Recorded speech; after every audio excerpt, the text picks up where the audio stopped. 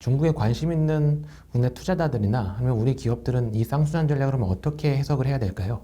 우리가 중국보다 확연한 기술 우위에 있다라고 생각하는 산업이 어떤 게 있을 것 같으세요? 지금 막상 딱 떠오르는 건 없는 것 같은데요. 반도체 하나 정도가 있겠죠. 디스플레이, 전기차 배터리, 그게 1등 기업이 대한민국 기업인가요? 그렇지 않아요. 전 세계 1위 기업은 중국이에요. 전기차 생산량, 판매량도 마찬가지예요. 5G를 기반으로 창출되는 AI, IoT, 클라우드에서 우리가 알리바바, 텐센트, 바이두보다 기술력이 앞선 게 있나요? 우리나라 네이버, 카카오는 아마 텐센트의 3년의 과거를 따라가고 있는 형국인 거죠. 그러면 중국의 구조가 변하는 건 한국 경제에 아주 큰 타격일 수도 있어요. 금융의 관점과 실물의 관점은 좀 달라야 된다고 생각해요. 실물의 관점은 뭐냐면 중국의 밸류체인에 직접 참여해야 될 거예요.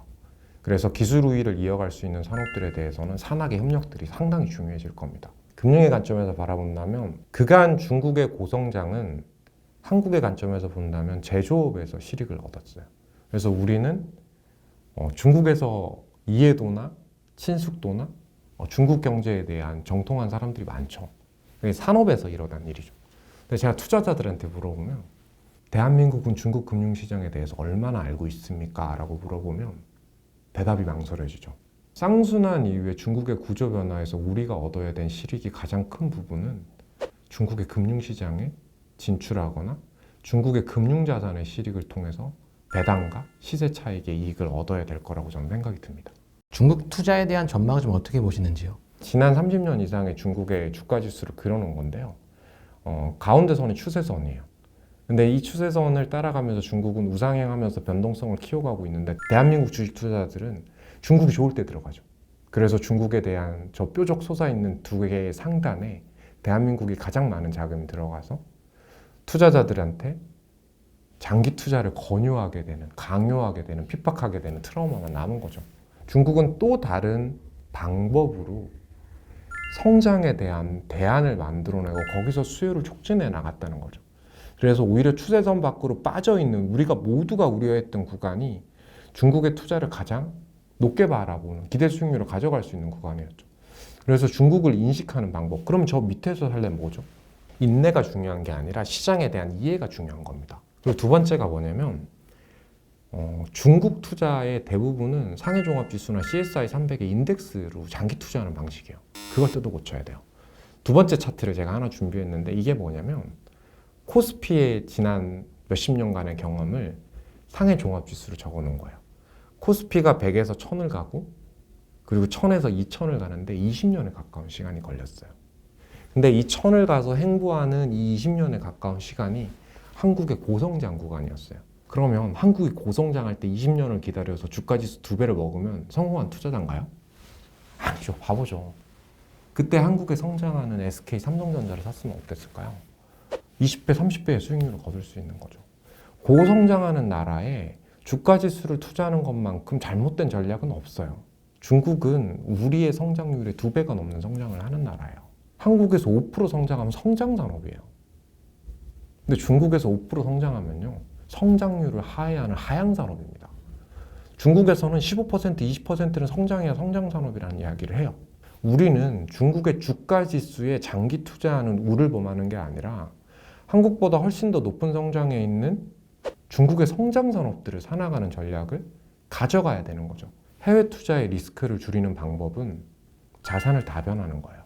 한국의 해외 투자의 90%는 나스닥에 집중되어 있어요. 그중 90%는 테슬라를 향하고 있어요. 연기금들이나 큰 고액자산가분들이 자산을 나누듯이 성장하는 국가들에 대해서, 성장하는 테마에 대해서도 포트폴리오를 다변화해야 되고 글로벌 연기금들이 중국의 대개방과 맞물려서 중국의 투자의 비중을 늘려갈 거예요.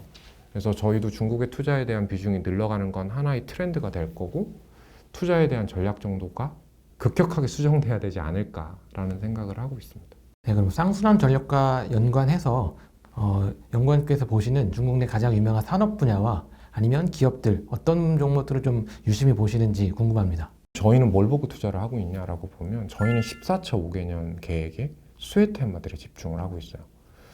왜냐? 14차 5개년 계획은 앞으로의 5년의 계획입니다. 그러면 이 5개년 계획의 변화를 달성하려면 어느 해에 투자가 가장 많이 늘어나야 되고 당연히 1, 2년 차에 투자가 가장 많이 늘어나야 되겠죠. 근데 이 투자가 늘어나는 산업들이 대부분 테크와 관련된 산업들인데 트럼프, 미국에 대한 규제에 의해서 가장 큰 우려감을 겪고 있는 산업들이라서 저희는 트럼프의 임기 말부터 이걸 사서 모아가고 있어요. 중국의 투자 테마를 쌍순환에서는 크게 세 가지로 생각하고 있어요. 첫 번째가 중국이 외부 환경에서 문제를 겪지 않기 위해서 생산 체인, 밸류 체인을 수직 계열화하는 관점에서 농업과 에너지의 자립을 추진하고 있는 거죠. 가장 투자의 수익 기대 수익률이나요? 이게 높아 보이는 게 중국의 신재생 에너지 분야예요.